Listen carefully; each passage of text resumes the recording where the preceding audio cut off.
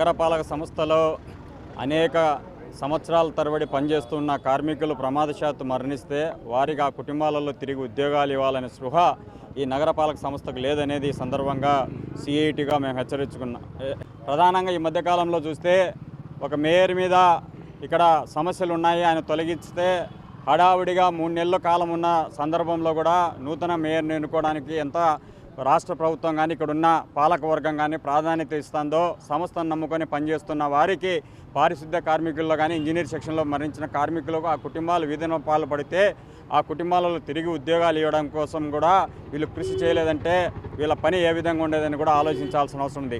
ఇప్పటికీ 12 మంది రోడ్డు ప్రమాదాలలో ఇట్లా మరణించిన వారి కుటుంబాలలో ఎవరికి కూడా కార్యనిర్వహణ కింద ఉద్యోగాలు ఇవ్వకుండా ఈ నగరపాలక సంస్థ చూస్తున్నది. అట్లాగే ఈ మధ్యకాలంలోనే రిటైర్డ్ అయిన వారందరికీ కూడా 7 నెలల వేతనాలకు సంబంధించి కూడా పెండింగ్లో ఉన్నది. కోవిడ్ సందర్భంలో ఎవరైతే అడిషనల్ కార్మికులుగా పనిచేసినారో వాళ్ళందరూ కూడా వేతనాలు ఇవ్వకుండా గత 2 నెలల నుంచి కూడా వేతనాలు ఇవ్వకుండా పెండింగ్లో పెడుతోంది. నగరపాలక సంస్థలో వీరందరూ కూడా పని బాగుంటేనే మీ అందరూ కూడా స్వచ్ఛ భారత్ కింద కానీ మంచి అవార్డులు కానీ ఇవన్నీ కూడా తీసుకోవడంలో కీలక పాత్ర పోషిస్తున్న పారిశుద్ధ్య కార్మికులను చాలా చిన్నచూపు చూస్తున్నారని సిఐటిగా మేము హెచ్చరిస్తున్నాం. రెండోది, కొత్తగా ఒక టెండర్ను తీసుకురాబోతున్నారు. అదైతే ఒక ట్రయల్ రన్గా నెల్లూరు జిల్లాలో ఒక ప్రయత్నం చేశారు. అక్కడ కార్మిక వర్గం పెద్ద ఎత్తున పోరాటం చేసుకుని ఆ టెండర్ విధానాన్ని రద్దు చేశారు. పనికి సంబంధించిన టెండర్ కూడా ఇక్కడ కూడా తీసుకురావడం కోసం నగరపాలక సంస్థ ఆలోచిస్తుంది. అలాంటి ప్రయత్నాలు చేస్తే సిఐటిగా మేము తిప్పికొడతామని సందర్భంగా తెలియజేస్తున్నాం. పెండింగ్ ఉండే వేతనాలు అట్లాగే పిఎఫ్ ఈఎస్ఐ అనేది కూడా చాలా తీవ్రంగా ఇక్కడ సమస్య ఉంది. ఆ సమస్య కూడా తక్షణం పరిష్కరించాలని సిఐటిగా డిమాండ్ చేస్తున్నాం.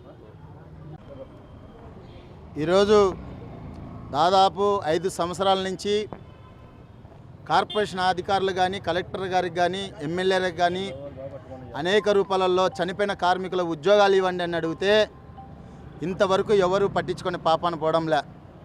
ఈరోజు మేము ఆందోళన చేస్తేనే ఆ ఫైల్ మూవ్ చేస్తారు. మేము ఆందోళన చేస్తేనే మా సమస్య మీ సమస్యలు ఉన్నాయని చర్చల రూపంలో మాట్లాడతారు. అయితే కొన్ని సమస్యలు పరిష్కారం అయ్యే రూపంలో ఈరోజు జరగడంలే. ఇదే ఏ వర్కర్కి సంబంధించి ఎక్కడెక్కడ ఖాళీగా ఉండే వాళ్ళ పోస్టులు అయితే వాళ్ళకి ఇచ్చేదానికి కొత్త వాళ్ళకి ఇచ్చేదానికి ఇంట్రెస్ట్ ఉంటుంది. కానీ చనిపోయిన కార్మికుల కుటుంబాలు 12 మంది ఇంజనీర్ సెక్షన్లో అట్లాగే పారిశుద్ధ్య కార్మికులలో చనిపోయిన కార్మికులకు ఉద్యోగాలు లేని పరిస్థితిలో ఈరోజు కార్పొరేషన్ అధికారులు ఉన్నారు.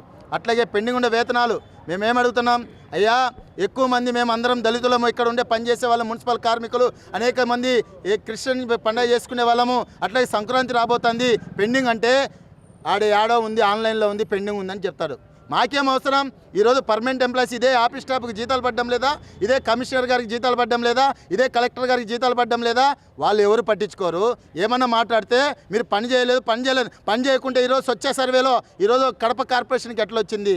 ఈరోజు అలాగే అడిషనల్ కార్మికులకు అనేక ప్రమాదాలు జరుగుతున్నాయి. ప్రమాదాలు జరిగేటప్పుడు మేము అడుగుతున్నాం, ఒకటే మాట అడుగుతున్నాం, అయ్యా వాళ్ళకి ఈఎస్ఐ పిఎఫ్ కట్టండి. వాళ్ళ ప్రమాదం జరిగితే ఇప్పటికే ఒలిస్టిక్ ఆ ప్రాంతంలో ఉండరు, పేషెంట్ ఉండడు, అన్ని బర్రెంకలు ఇరిగిపోయినాయి, లివర్ తీసేసినా కానీ అనేక రూపాయలలో ఈఎస్ఐ పిఎఫ్ కట్టని పరిస్థితి ఉంది. ఈరోజు కొత్త విధానం రాబోతోంది. ఈరోజు ప్రైవేటీకరణ, పని అవుట్సోర్సింగ్ చేస్తారంట. అంటే ఇది కార్మికుల కానికే భారం కాదు, ప్రజలపైన కానీ భారం పడుతుంది. ఈరోజు ఖచ్చితంగా వెంటనే ఈ సమస్యలపైన పరిష్కరించుకుంటే రాబోయే కాలంలో పెద్ద ఎత్తున పోరాటం చేస్తాం. అలాగే ఎమ్మెల్యే గారు కానీ జోక్యం చేసుకుని వెంటనే వేతనాలు పడేటట్టు చూడాలి. లేని పక్షంలో అవసరమైతే మేము సమ్మెకైనా సిద్ధమవుతామని సిఐటిగా తెలియజేస్తున్నాం. Local to global news at your finger tips. మీ చేతిలో ఒక ఆయుధం. Download R TV app. Media legend Ravi Prakash is back.